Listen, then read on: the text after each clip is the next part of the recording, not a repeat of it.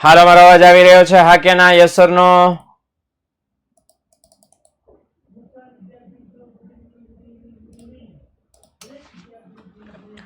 Yes or no? હા કે ના બોલજો મિત્રો. સોરી, બોલજો નહીં, લખજો, એવું કહેવાનું. કા તો ચલો મિત્રો, આજે આપણે એક નવો પ્લાન બનાવીએ. આજે આપણે ગાયબ થઈને જરાક આપણે લેક્ચર લેવાના છે. શું તમને મંજૂર છે? હા કે ના? બોલો, ગાયબ થઈને આજે લેક્ચર લો. મારો તમને ખાલી અવાજ સંભળાશે. તમે કહેશો કે અરે ના, આમ થઈ નકરો. બોલો, કરવું છે એવું? યસ ઓર નો? આવો. ઓકે, ચાલો તો હાલો, તમારી રિક્વેસ્ટ પર આવી ગઈ. બસ ડન ડન ડન. ઓકે, ચાલો. તો બાય ધ વે, આપણે આ વરસાદ છે ના બાપા નથી બસ સાથે એક્ટિંગ પણ. Okay, yes, there is a reason, there is a reason. Okay, તો વરસાદ પાણી સારા ચાલી રહ્યા છે ગુજરાતમાં. થોડુંક ભભરાવી રહ્યા છે ભગવાન. જ્યાં જ્યાં જરૂર પડીને જમીન માટી ઠંડી કરી રહ્યા છે ભાઈ બહેનો. અને એ મોસમની અંદર આપણે સરસ મજાનું અર્થશાસ્ત્ર મૂળભૂત ખ્યાલો અને સિદ્ધાંતો સાથે ભણી રહ્યા છે. તમારી આ રાજીબાની એક વાત કહી દો. અર્થશાસ્ત્ર વિષય ધોરણ 11 માં ભાઈ બહેનો 11 ચેપ્ટર ઓછા પડતા હતા, એક પ્લસ 12મું ચેપ્ટર ઉમેરવામાં આવ્યું છે, જેનું નામ છે પ્રાકૃતિક ખેતી. જી હા, સાચું સાંભળી રહ્યા છો. એને લગતા પાઠ્યપુસ્તકો પ્રિન્ટેડ વર્ઝનની અંદર આવવા માંડ્યા છે. પણ હા, નવું પીડીએફ વર્ઝન હજી સુધી સરકારે મૂક્યું નથી. જ્યારે મૂકશે ત્યારે હું તમને પીડીએફ શેર કરીશ. પણ અત્યાર સુધીમાં તો હાર્ડ કોપીમાં આવી જશે. ટેન્શન નહીં લેતા ભાઈ, આપણે ભણાવશું. ઓકે, ચાલો. વૃતાંશ આકૃતિ 12માં આવશે? હા, બિલકુલ આવશે. ઓકે, અમારી સ્કૂલમાં તો 8 જ ચેપ્ટર ચાલશે. અલા ભાઈ 12 ચેપ્ટર છે. હવે ઋષિતાબેન 12 ચેપ્ટર છે, હે ને? ચાલો. બચ્ચો મેં અત્યાચાર હો ના ના, કાંઈ અત્યાચાર નહીં થતો. તમે એટલા નાના નથી. આમ તો નહીં શીખવાનું ઘણું શીખી ગયા છો. તમને કોઈ ઇન્સ્ટાગ્રામ નો કોર્સ કરાયો હતો? તમને કોઈ વોટ્સએપ નો કોર્સ કરાયો હતો? આમ તો બહુ શીખી ના. તમને કીધું ન્યાય એમ કીધું બચ્ચે પે તો બહુ અત્યાચાર હો રહે હૈ, इतनी सारी एप्लीकेशन हमें वापरनी पड़ेगी. ओ આવું તમે કીધું કોઈ દી? આ મારા દીકરાઓને આ એક નવું ચેપ્ટર શીખ. અને પ્રાકૃતિક ખેતી છે બાય ધ વે. કમાવાનો ધંધો શીખવાડે તમને. કમાવાનો ધંધો શીખવાડે એમાં શું પ્રોબ્લેમ છે ભાઈ? મારા દીકરા કે અત્યાચાર થાય છે. ના, તમારા ના ક્યાં માથું કપાઈ જવાનું છે એક ચેપ્ટર એક્સ્ટ્રા ભણવાથી. એમ નથી કહેતા પોઝિટિવલી એક ચેપ્ટરનું નોલેજ આપણને વધારે મળશે. ના ના ના, લ્યો અત્યાચાર લ્યો. કેવો આમ શબ્દ કેવો ભારે વાપર્યો છે, અત્યાચાર. જાણે કે આમ ચાબુક મારી મારીને શીખવાડવાનો હોય હશે. હાલો હવે શરૂ કરીએ બાય ધ વે. તો બી પોઝિટિવ. તમારા ભાગમાં કંઈક વધારે આવે છે, મતલબ એમ કે તમને વધારે નોલેજ મળવાનું છે. ઓકે, ચલો. આજે આપણે શું શીખવાના છે? આજે આપણે શીખવાના છે ઉત્પાદનના સાધનો. એના પહેલા આપણે ભણી લેલા. એના પહેલા સંપત્તિ અને કલ્યાણ વચ્ચેનો સંબંધ એ ખાસ આપણે ચેક કરવાનો છે. સંપત્તિ અને કલ્યાણ વચ્ચે શું સંબંધ છે તો કેવો છે? અને ત્યાર પછી આપણે ઉત્પાદનના સાધનોની વાત કરશું. ઓકે, ચાલો. તો સૌથી પહેલા આ ગઈકાલે આપણે ઓલરેડી જોઈ લીધું છે. કલ્યાણ શું છે? કે વ્યક્તિના જીવન ધોરણમાં સુધારો થાય. ઓકે, અમારે તો ટીચરને કંઈ ખબર જ નથી નવા ચેપ્ટરની. ઓ કાંઈ વાંધો નહીં, હું કહીશ ને, તમને ટેન્શન ન લ્યો. હવે અહીંયા ડિસ્કસ કરું છું એટલે અહીં ધ્યાન દો. તો ગઈકાલે આપણે ઓલરેડી જોઈ લીધું હતું કે કોઈ પણ વ્યક્તિ છે એના ભૌતિક જીવન ધોરણમાં એટલે જોઈ શકો, માપી શકો, એના જીવન ધોરણમાં જો વધારો થાય છે અથવા તો પહેલા કરતા વધારે સારી પરિસ્થિતિમાં જીવે છે તો એને આપણે શું કહીએ છીએ? કલ્યાણ કહીએ છીએ. ઓકે, 2 દિવસ માટે લગ્નમાં જઈએ ને સારું સારું પહેરીએ ને સારું સારું ખાઈએ ને સારું સારું પીએ, સારા રહીએ ને કલ્યાણ ન કહેવાય. કારણ કે કલ્યાણ છે કેવી છે? કાયમી ધોરણવાળી પરિસ્થિતિ છે. ઓકે, એક દિવસમાં કંઈ થાય નહીં. ઓકે, એટલે વાત એ છે કે કલ્યાણને આર્થિક પરિસ્થિતિમાં માપી શકાય ને એવી બાબતો સાથે સંબંધ છે ને જે નથી માપી શકાતી એની સાથે સંબંધ છે. આવું બધું ઓલરેડી ગઈકાલે આપણે સમજી ચૂક્યા છીએ, હે ને?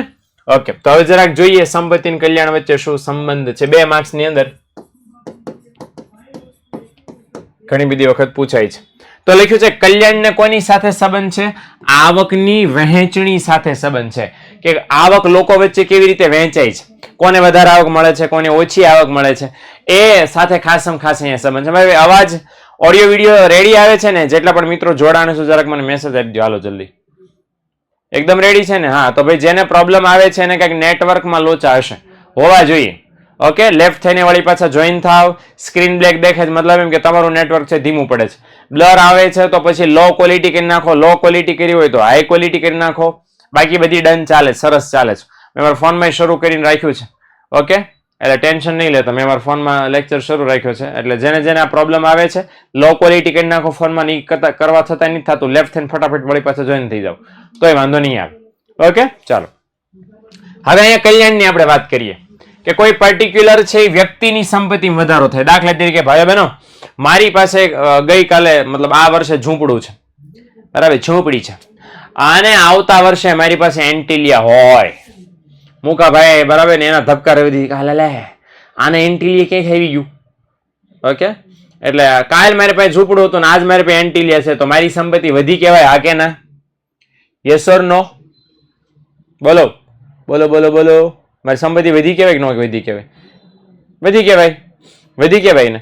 તો જો કોઈ વ્યક્તિની આવી રીતે સંપત્તિ વધે, વધારે કમાતો થઈ જાય, એની પાસે મકાન આવી જાય, વધારે કપડા લેતા ખરીદતા થઈ જાય, સારી સારી વસ્તુઓ ખાતા થઈ જાય, તો જે વ્યક્તિ છે આવી રીતે વધારે એની સંપત્તિ વધે, કોઈ વ્યક્તિની સંપત્તિ વધે તો કોનું કલ્યાણ થાય? તેનું કલ્યાણ થાય. એટલે જયારે કોઈ એક વ્યક્તિની સંપત્તિ વધે તો એ ગેરંટી છે, ફિક્સ છે કે એનું કલ્યાણ થવાનું જ છે. મારી સંપત્તિ વધી મારું કલ્યાણ થાય, મારી પ્રોપર્ટી વધે એટલે સીધી વાત છે કે મારું કલ્યાણ થાય ને થાય જ.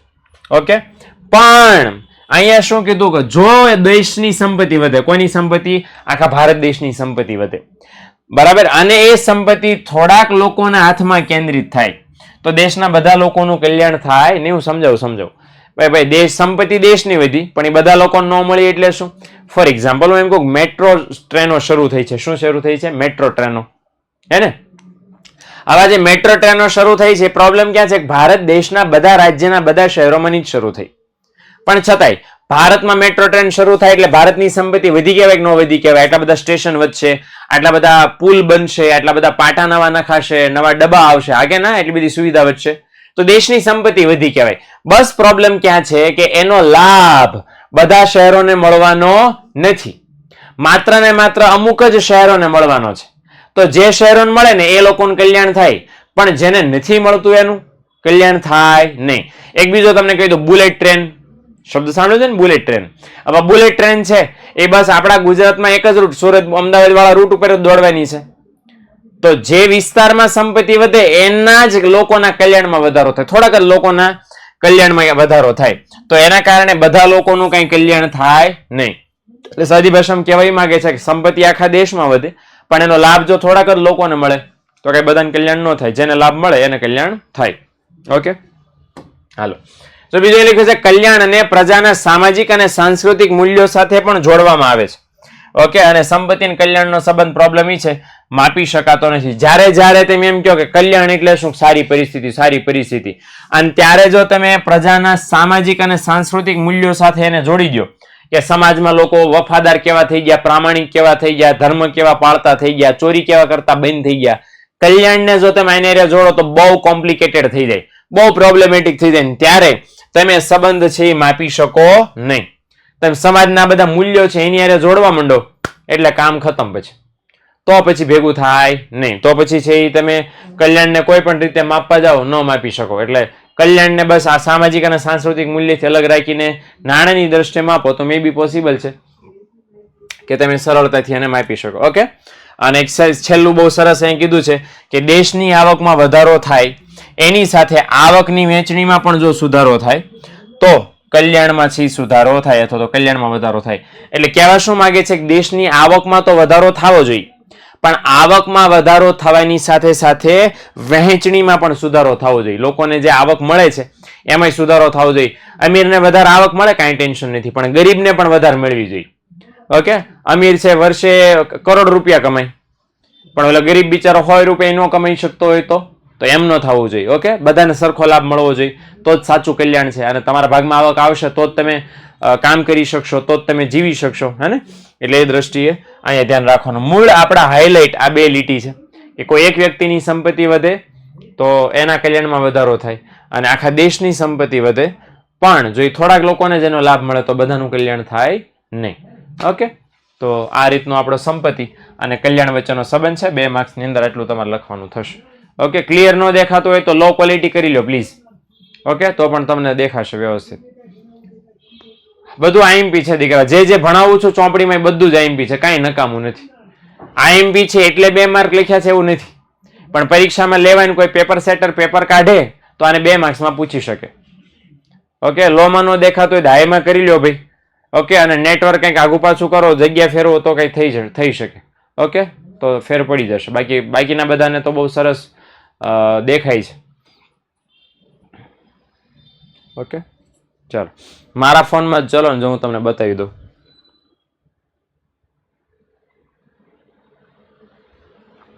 Hello done. આગળનો ટોપિક ત્યાર પછી આપણે જોઈએ, અને છે ઉત્પાદનના સાધનો. એટલે આ તો ધોરણ 9 આવ્યો. હા, આપણે તો 11મું ભણીએ ને છોકરાઓ. આપણે કયું ધોરણ ભણીએ છીએ? જો મને મારો જ લેક્ચર લાઈવ દેખાડે છે. અચ્છા, હું મારી જાતને લાઈવ જોઈ રહ્યો છું. વાવ, ઓ સો નાઇસ. તમે મને જોવો છો, હું મને જોઉં છું. જો ઓકે, કનેક્ટ થઈ રહ્યો છે. ત્યાં સુધીમાં આપણે જરાક આ જોઈ લઈએ ઉત્પાદનના સાધનો શું છે. બહુ કામનો ટોપિક છે, કામનું ચેપ્ટર છે આપણા માટે, અને આપણે સમજવાનો પ્રયત્ન અત્યારે કરીએ. ઓકે, બાય ધ વે, સૌથી પહેલા હું તમને શરૂ થાય ત્યાં સુધી કહી દઉં કે સૌથી પહેલા ઉત્પાદનના સાધનની વ્યાખ્યા આપણે સમજીએ. અને પહેલા છે આપણે ઉત્પાદનની વ્યાખ્યા. ઉત્પાદન કોને કહેવાય એ ખાસ સમજવું પડે. શું ઉત્પાદન એટલે શું એ ખાસ આપણે જાણવું પડે, જોવું પડે. એ જરાક જોઈ લઈએ.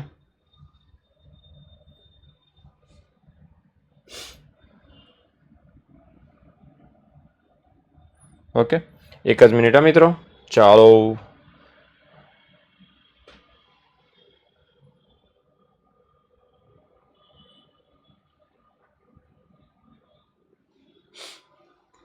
કેટલા મિત્રોનો અવાજ ઓડિયો વિડિયો મસ્ત આવે છે, ક્લિયર આવે છે? જરા કોમેન્ટ કરજો.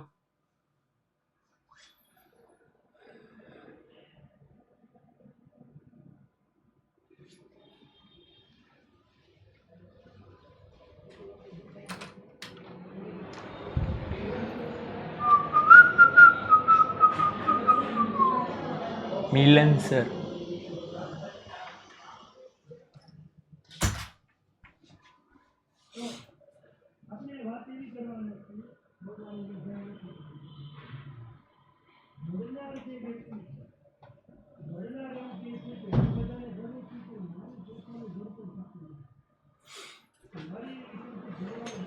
ચોંટી ગયો છે. ના, ક્યાં ડન? ચોંટી ગયો. નવી કોમેન્ટ નથી આવતી, 28 થઈ ગઈ, અને આમાં જોઈને નથી થતું.